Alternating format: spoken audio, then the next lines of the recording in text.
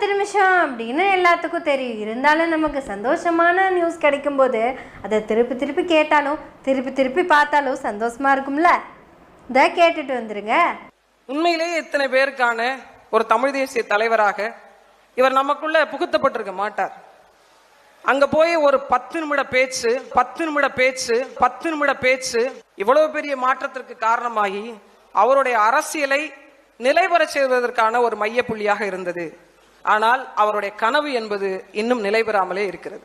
இதுல என்ன சந்தோஷம்னா, சீமான் ஒரு 4 நாளைக்கு முன்னாடி தான் சொன்னாரு, வழக்கம் போல பிரஸ் மீட்ல நம்ம ரிப்போர்ட்டர்ஸ் கேள்வி கேட்டாங்க, உங்க கட்சியிலிருந்து நிறைய பேர் வெளியே போறாங்களே அப்படின்னு. வாயை வச்சுட்டு சும்மாவாவது இருந்திருக்கலாம்.